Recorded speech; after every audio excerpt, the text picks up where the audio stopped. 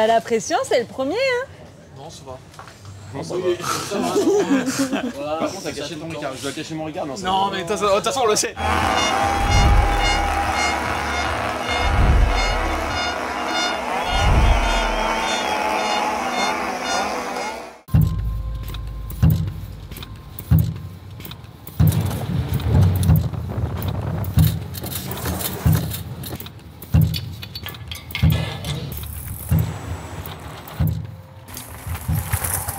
Valkenburg.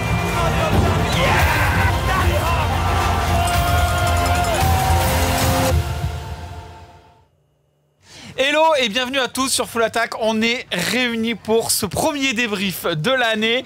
Et là, on a des invités, on a fait fort, on a tapé directement dans le très très fort. On va commencer par Myriam Nicole qui nous a rejoint, qui est là. On ne présente plus. Sa première course, son retour à la compétition, on va en parler juste après. Kevin Joly, le mécano de Finals, qui est là aussi, qui nous a rejoint. Et c'est vrai qu'on te voit beaucoup sur les vidéos et on te voit jamais parler trop. C'est parce que tu n'as pas le temps d'être sur la piste, donc là, tu vas pouvoir nous parler. Et enfin, le grand gagnant, ça n'a pas été facile de le sortir de la masse de gens et de personnes qui voulaient forcément se prendre en photo avec le boss aujourd'hui parce qu'il a été impressionnant. Pour ceux qui ont vu la finale, c'était juste incroyable. Pour ceux qui ne l'ont pas vu, bah c'est dommage parce que vraiment c'était ouf. Et voilà, mais c'est vrai que tu l'as pas vu. Et on va attaquer tout de suite. Moi je voudrais d'abord qu'on commence. T'as pas dit qui c'était, mais. T'as pas dit qui j'étais? Loïc Bruni, pardon. Mais j'ai pas besoin de te présenter, gros. Voilà, il est là. Bon, bah voilà. Allez, casse. Loïc Bruni. Je m'excuse, effectivement. Loïc Bruni. On va attaquer tout de suite avec cette course junior. Et je voudrais parler à Myriam, je voudrais que toi tu réagisses là-dessus. Il y a deux juniors, donc on avait déjà Milan, Falquet, tous ces jeunes-là qui étaient là. Nos deux juniors, Alran, Max et Thiel, qui sont arrivés. Max qui est à rien d'un podium. Donc c'est bien, ça donne envie, mais Assa Vermette, qui a juste été incroyable, qui a mis plus de 6 secondes à tout le monde et qui est dans les temps quasiment d'un top 15 en élite. Ça y est, on a tout le temps, en fait, ça devient normal que ces juniors poussent les élites derrière. Ben, on l'attendait et il était là, et il est venu, il a vaincu, comment on dit? Vidi Vici. Donc ouais, franchement la classe, il s'est pété le bassin il n'y a pas longtemps et ouais, non, franchement la grande classe. Après, il est ricain, hein. Il arrive, il a les épaules solides, un peu habitué peut-être à la fame. Après, tous les autres, les juniors première année, arriver là à Fort William, tu es dans un gros team. Fait que chez nous, les jumeaux, on ne demandait pas plus, quoi. C'est vraiment job done, prendre des marques, prendre des repères, juste qu'ils se fassent leur expérience, en fait, pour pas mettre la charrue avant les bœufs. Donc, non, c'est belle expérience pour lui. Milan qui crève. Ouais, il y a eu pas mal de... Mais bon, Fort William, quoi. Ouais, Fort William, comme tu dis, il arrive première année junior. Il y a des Chris Hauser, des juniors qui étaient déjà là l'année dernière. Et là, il gagne Fort William. Toi, Loïc, est-ce que tu as déjà gagné Fort William en junior? Ouais, je crois pas. J'ai jamais gagné, mais les juniors, de plus ça va, plus ils me font halluciner. Tu vois, Assa Vermette, première fois à Fort Bill, il te sort un run de fou. Et il est là, on dirait, c'est un crescent, tu vois, il est tout jeune et tout, c'est un truc de fou. Donc je pense qu'ils ont beaucoup plus de maturité, ils roulent bien, ils sont physiques, ils arrivent à faire beaucoup plus de choses que ce qu'on faisait nous à l'époque, donc c'est plus comparable. Et les Français ont l'air quand même bien en forme, donc je pense que ça va. La première course, c'est toujours cool de voir un peu ce qui s'est fait dans l'hiver et ce qui se passe, mais ça veut rien dire. Tout reste à faire et donc Assa, il va falloir qu'il continue comme ça, mais ça va pas être si facile que ça, je pense. Et les autres, ils vont pousser. Ouais, c'est sûr que c'est vraiment impressionnant, cette intensité qu'ils mettent. Et puis là, j'ai envie de rebondir rapidement parce que c'est vrai que les juniors, ils sont là pour s'amuser, enfin s'amuser sérieusement. Mais j'ai envie de rebondir tout de suite sur la course femme. La course femme, là pour le coup, tu as eu le temps de la voir.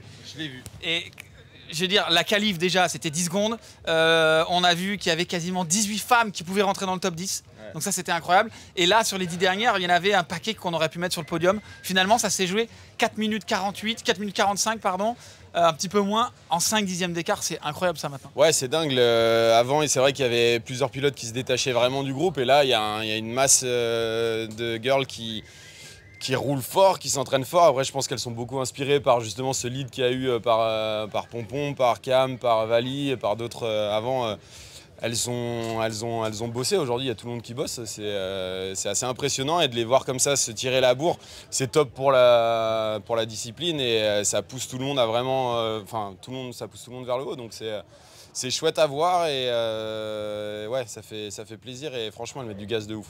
Myriam, on est obligé justement de parler. On a besoin de ton avis sur cette course femme, sur cette qualification. Alors, c'est sûr que tu reviens. Tu es déjà là alors que techniquement, le docteur il serait pas forcément d'accord que tu sois là. Mais tu viens quand même et tu es presque la première surprise de voir le niveau. Tu as quitté un petit peu la Coupe du Monde, le temps que tu te remettes suite à toutes tes blessures. Et là, de voir en 2 ans l'accélération que ça a fait. C'est quoi ton regard là-dessus, quoi? Bah, c'est vraiment cool, quoi. Les filles, elles se bougent et ça fait plaisir. Là, je savais. Tiens, juste ton micro. Tiens-le dans la main. Je savais que j'allais être à 10 secondes, mais je savais pas que j'allais être 16e, quoi. À 10 secondes, il y a 2 ans, je faisais podium à Fort William. Donc, du coup, vraiment la grosse surprise. Et puis, en roulant le matin, je me suis vraiment dit, il y a cet après-midi. Hein. Et puis, ah ben non, en fait, il n'y a pas eu d'après-midi, quoi. Donc, du coup, ouais, un nouveau format. Et les filles, elles bossent, quoi. Et ça, c'est parce que tu penses que dans ton run, tu mets pas assez d'intensité en disant j'en garde un peu? Non, il y en a un petit peu. Il y a un petit peu de ça. C'est sûr que je fais à 0 et quelque chose de la semi. Donc, oui, il y a un petit coup de pédale qui me manque quelque part. Mais après, vraiment, les teams, ils bossent, quoi. Donc, c'est trop chouette. Avant, il n'y avait que les gros SP, nous, qui faisaient des gros team camp où ça faisait des tests l'hiver. Maintenant, tu vois, tous les teams, là, chez les Atherton, le week-end avant de venir ici, tous les teams faisaient des tests, roulaient, faisaient des time runs. Et au final, les filles, elles se bougent un peu. Donc, c'est vraiment beau à voir. Ça me fait plaisir pour la discipline. Vraiment, avant, entre 5 et 10, il y avait quand même un gros trou. Là, maintenant, tu vois, ça se file. Et du coup, ton ressenti, c'est... Est-ce que ça te met un petit, on va dire, un petit coup de pied en mode, allez, ça me relance, etc. Ah ben là, il va pas falloir chômer. Je peux te dire que la qualif en Pologne, je vais tout donner. Mais alors, tout. Voilà. C'est sûr, j'imagine que c'est quand même... Elle revient de blessure aussi. Hein, ouais, manque de confiance. Elle revient d'une concussion toute l'année dernière, galère. Et là, manque de chance encore en Nouvelle-Zélande, tu te fais le ligament, opération, tout ça, tu n'aurais même pas dû rouler. Donc, je pense que tu as mais gros manque de confiance. Là, je suis vraiment pas prête. Et ma plus grande victoire, participer à une Coupe du Monde sans être prête, franchement, je l'aurais jamais fait avant. Et là, je me suis dit, il faut que je passe par là, quoi. Donc voilà, c'est ma petite victoire à moi. Ouais, je voudrais faire juste une parenthèse par rapport à ça. On a vu quand même, que ce soit chez les Français ou que ce soit chez les femmes ou chez les hommes, on a vu une présence anglaise qui est quand même méga importante, chose quand même assez incroyable. La piste n'a pas été fermée, elle n'était pas fermée, elle était même tracée à certains endroits.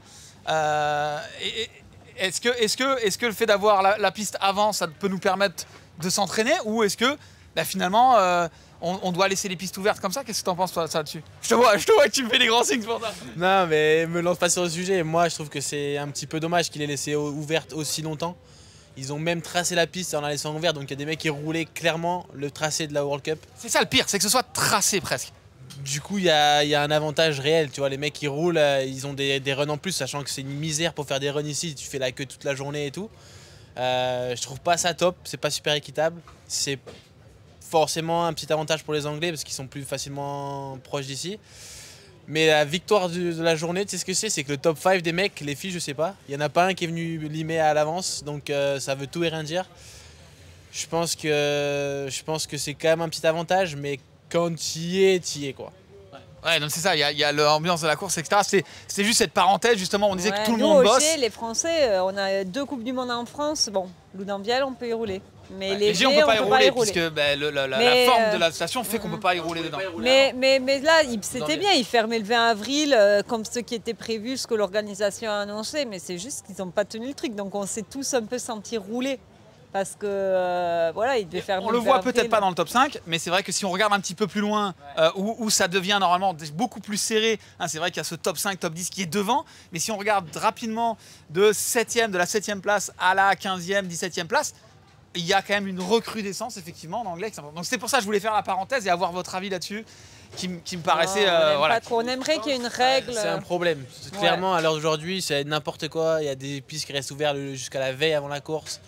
d'autres qui sont fermés, ça n'y a aucun sens. Donc je pense qu'il va falloir vraiment qu'on les managers, l'organisation, les riders, on se mette tous d'accord. Comme Laurent disait, gentleman's agreement ou une vraie règle de Warner, mon truc là, pour que ça soit clair, comme genre noir sur blanc, c'est bon, 2-3 semaines avant, vous y allez plus, c'est fermé. Genre, sinon, c'est un sport d'amateur. Voilà, c'était pour donner l'avis. Moi, je suis à 100% avec vous. Pour moi, on devrait avoir des temps d'entraînement sur ces pistes. Après, voilà, c'est sûr que c'est des choses qui sont pas faciles à mettre en place, étant donné que c'est aussi des bike parks, donc qui doivent laisser. T'as bien vu. Et il faut refaire la piste. Elle était morte avant l'heure. Enfin, tu vois, il y a plein de choses à faire. Et là, ils ont clairement fait n'importe quoi. Et je pense qu'en France, c'est là où ils sont bons, légers.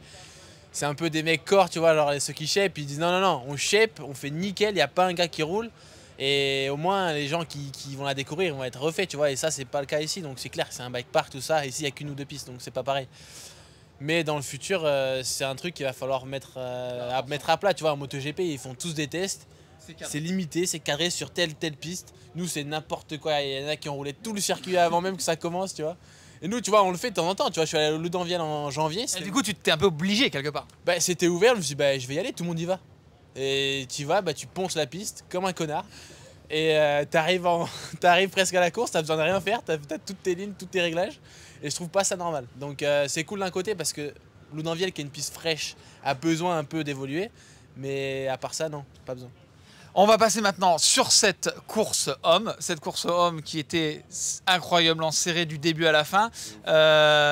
Finn, Loïc, toi, il y a ce duel là, il y a en plus Troy Brosnan qui est venu s'impliquer dedans, Lucas Shaw, Dakota Norton, on avait vraiment une vraie bataille, mais toi tu le vis encore plus, ça se joue, mais là ça devient, c'est du millimètre. Ouais, c'était n'importe quoi, franchement, on arrive ici, on connaît pas forcément, on se pose toujours des questions, est-ce qu'on est dans le coup, est-ce qu'on n'est pas dans le coup. Nous avec Finn, là, on a passé les 3 dernières semaines, c'était vraiment compliqué dans le sens où on avait encore un peu du mal avec le vélo, le nouveau matériel qu'on avait de Hollins, on avait mal un peu à l'apprivoiser. Tout s'est aligné pour nous là, dans les 8 derniers jours avant cette première Coupe du Monde, donc c'était une bonne grosse dose de stress. Moi je savais qu'il était en forme physiquement par rapport à ce qu'il m'a montré. Après on arrive ici, voilà, compteur à 0, tout le monde part, tout le monde est à bloc. T'es direct dans le bain, ça roule placard dès le premier run, c'est vrai que c'est chaud, puis après ça avance. Qualif, voilà, qualif, on fait une bonne qualif, Loïc fait une qualif de malade. Du coup, tu vois, ça commence déjà, on se dit, oh putain, d'accord, ok. Moi, je savais que Finn, il en avait sous la pédale et que je pense qu'aujourd'hui, il en avait un peu plus. Il s'est un peu chauffé un peu au départ, je pense que ça l'a mis dans un rythme un peu, mais il a beaucoup grandi, il a pris en maturité aussi, il s'est vite recadré. Changer son entraînement un peu aussi. On a réajusté pas mal de trucs. Franchement, là, il est chez moi depuis février. Il est rentré chez lui que 2 semaines et demie, donc on a beaucoup parlé, discuté. On a beaucoup échangé sur plein de choses. Et en fait, la relation que j'ai avec lui, Finn, c'est un gros caractère, je ne peux pas lui imposer des choses. Donc j'attends, je lui montre un peu à gauche, à droite, des fois certaines choses qu'il fait plus ou moins bien. Et dès que lui s'en rend compte, là ça avance. Donc c'est comme ça qu'on arrive un peu à construire notre relation. Ça fait 10 ans déjà, mais cette année on a encore passé un cap. Donc voilà, on a ce qu'il faut dans l'équipe, dans tout pour réussir. On peut pas. Maintenant, c'est à nous de faire le boulot, quoi. Et juste, je te coupe par rapport à ça. Je vois, il y a cette petite compète entre les athlètes. Il y a cette petite compète aussi, forcément, entre Loïc et Finn, qui est intéressante sur la piste. Mais quand tout à l'heure, j'étais en bas, je regarde cette finale, je vois Loïc qui arrive avec un petit cache disque pour le côté aéro, et que je vois Finn Lapa. Là, quand on voit ça, pour moi, je vois une guerre, enfin pas une guerre, mais une petite bataille de mécanos quand même. Il y a quand même, tu vois, ce côté. Il adore. On monte avec, et là, quand il arrive, Loïc a dû arriver avec ce vélo. Finn l'a vu, il s'est dit, est-ce qu'on le met? Tu vois ce que je veux dire? Ouais, après, on a appris aussi à, entre guillemets, vivre avec ça. Loïc, aujourd'hui, tu peux pas faire mieux dans le milieu de la descente. C'est un modèle sur plein de choses. Nous, en fait, on a complètement zappé ça. On sait ce qu'il nous faut pour être bien. Pour nous, ça s'arrête pas à ça. Tu vois, c'est pas un cache ou un truc qui. Vous avez votre process et vous faites. Voilà, on a notre process. C'est ce qu'on s'est prouvé cet hiver, c'est que on avait besoin en fait d'être juste tous les deux On se connaît super bien, on sait comment l'un et l'autre marchent et on sait que si l'un et l'autre a ce qu'il faut pour bosser, on arrivera à faire ce qu'on peut. Aujourd'hui, les écarts, ils sont à la qualif, on fait 0,013 je crois, enfin 0,078 je crois pour toi Loïc, enfin c'était dingue. Tu sais même pas combien de centimètres ça fait sur la piste, tu sais même pas à quoi ça se joue, ça devient débile et c'est sûr qu'on a plein de petites évolutions. Loïc, il est super pointilleux avec Jack sur des choses hyper techniques. Finn est beaucoup moins demandeur là-dessus, donc on bosse aussi sur d'autres choses, nous. Mais c'est deux profils différents. On n'est pas, et on veut pas être une copie de Loïc parce que je pense qu'il n'y a que lui qui sait le faire.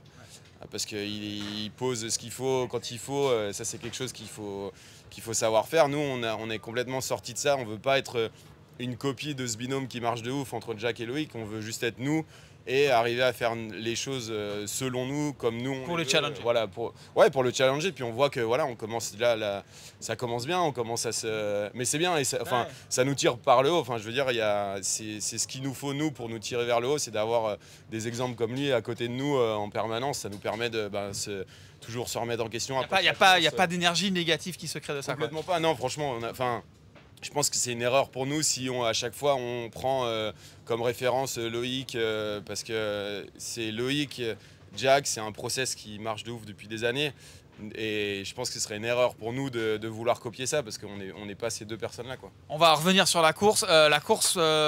Pompe et pour finir, je donnerai la parole à notre grand gagnant du jour, forcément. Cette course, en la regardant, c'était un live incroyable dans le sens où à chaque pilote qui descendait, on se disait, bon bah là ça y est, il vient de casser la course, il vient de casser la course. Ça se joue au 10e, on a vu des gros runs de Ronan Dune, de Dakota. Vraiment, ça se resserrait, ça s'empilait. Et après, il y a Loïc qui est arrivé.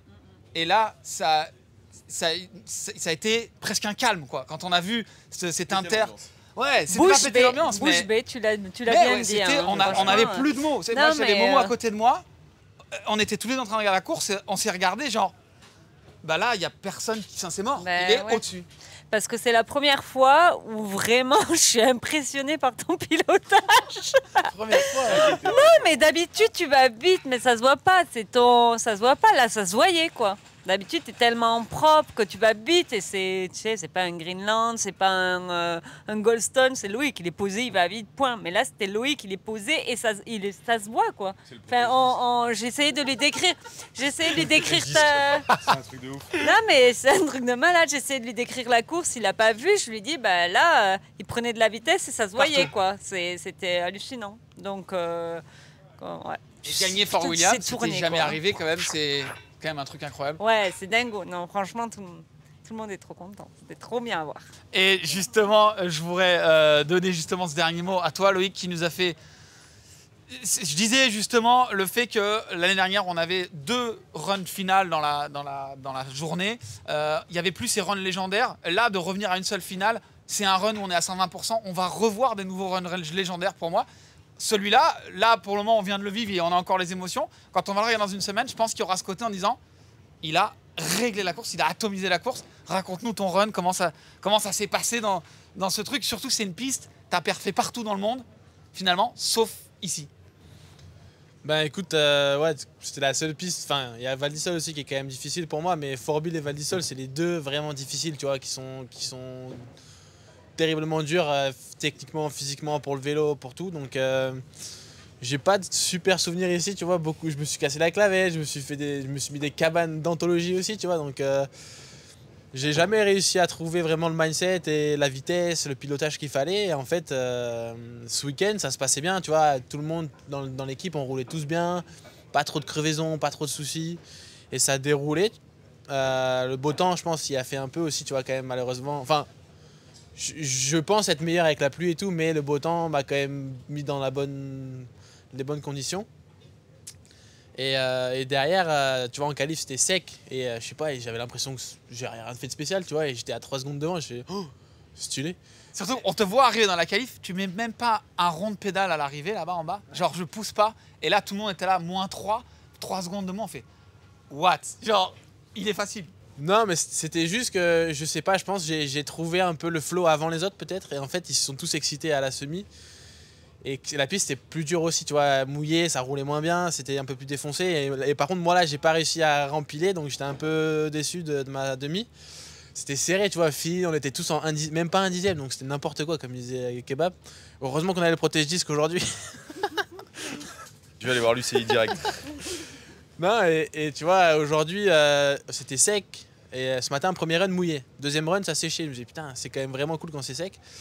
Et en fait, t'as ce flow de Fort William qui est unique, qui est trop dur à trouver et qui est plus facile sur le sec que sur le mouillé. En fait, j'avais pas trop besoin de pédaler en sortie de virage, j'avais pas trop, tu vois, j'étais pas à la lutte avec la piste et tout, donc je pense que ça m'a un petit peu aidé à garder la vitesse en haut. T'accélérais, y avait pas, ça butait pas en fait. Ouais, et après, tu vois, les bois, comme on disait avec Renato, c'était ma partie de faiblesse. Donc j'ai essayé de faire ça neutre, tu vois, de rien gagner mais pas trop perdre. C'est l'endroit où t'as laissé 2 dixièmes. Ouais. C'est le seul endroit où t'as laissé un peu de temps finalement. Parce que je savais que c'était pas mon point fort et si j'avais voulu en mettre plus, peut-être que je me serais éteint dans les bois, tu vois. Donc il fallait être un peu intelligent, mature aussi. Et je savais pas si je pouvais me le permettre, tu vois, de laisser un peu de temps. En roulant, je me l'ai fait parce que ça me semblait normal. En bas, j'ai mis un peu tout ce que j'avais, mais j'avais la chaîne qui sautait. J'avais peur que ça me lâche dans un appel ou quoi. Je me suis dit, je vais me fumer. J'espère non, parce que j'avais fait quand même un bon run. Et non, j'ai passé la ligne et c'était la première fois de ma vie à Fort William où j'étais genre satisfait, tu sais, genre je pouvais pas faire franchement mieux. Avant de voir ton chrono. Ouais, genre dans le dernier truc où je me suis mis à plat dans le dernier saut là, j'ai dit franchement, j'ai pas envie de remonter. Il y a le drapeau rouge, je suis deg, tu vois, genre c'était franchement cool. Et tu vois, genre, et hier c'était super long, les nouveaux formats, donc hier c'était quand même vachement plus difficile qu'avant. Et là, ah bah il y a Finn, tu vois. Et là, voilà, on va pouvoir faire la santé. Et là, tu vois, avec le one run, tout le monde s'en fout de ce que je dis. Non, mais carrément. Non, le one run, comme tu dis, c'est trop cool. Ça va être le top et tu sens les feelings qu'on avait avant, le stress, la tension qui monte un peu, t'as pas de run. Ça monte et t'as un run où t'emplâtres et basta. Donc je pense que ça va être cool cette saison. Bon, en tout cas, bravo, c'était juste un run incroyable. Finn, you want to say something in French? Finn, ouais, voilà, the camera is just behind, so there you can just join us. And on a un invité surprise qui est Finn. Finn, I think you can reply in French. You are happy about the podium today, I guess. I'm not going to respond in French. I've had too many beers to even try and think about speaking French.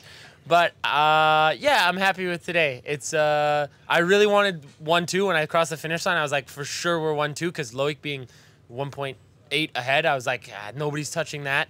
And I thought for sure I was going to be able to get ahead of Troy. But 0.1, it's a little frustrating. But team of the day feels really good. And to be honest, from where Kevin and I were 2.5 weeks ago in San Remo, sitting in the van, looking at the bike going, It's never going to work. do we go back to the old suspension? Like, we're not ready for this. And then all of a sudden, in 2 or 3 days, like, the amount of work this guy puts into what we do is ridiculous. And I can't say enough about how much Kevin does for me. And, like, I put all the work into my body and everything, but the amount of work Kevin puts into the bike is crazy. And, like, I have nothing but... It's crazy. It's really crazy. Without him, I can't do anything that I'm doing. So... This is my guy. This is 10 years, me and him together, since I was 15, and I think till the very end of my career, I can't go without this guy. That's a lot of emotion. That's a really good one. Honestly, you look at the specialized team now, it's Jack and Loic have been together, what, 12, 13, 14 years? Me and Kevin, like, me, Laurent, Jack, Kevin, it's been forever. And it's loyalty program. the loyalty is insane within the program because we know that it works and the guys who are working for the team care so much. It's crazy. And like even with Loic, he's my biggest competitor, if I'm honest, but like he's one of my best friends. So it's this crazy thing where there's a lot of love, but also the competitive spirit makes the team work harder, and that's why we're able to be team of the day. We're 1-3, we're 1-2, we're 1-1. It doesn't 1-1 is impossible, but you know, it's coming to a point where it's like, you know, at one point it was like it's hard to keep up with this guy, but now I feel like the amount of work we put in, because you see how much he does and how much Jack does to make the bike work and to make himself work. It's inspiring to do the same. So then it makes me a better athlete and him a better mechanic. And Wow. So I'm so happy about what you said. It's like so cool, and I'm so happy to see you guys on the podium. It was like real. I really love like the atmosphere, and then when I see when he went through the line, you take him like that.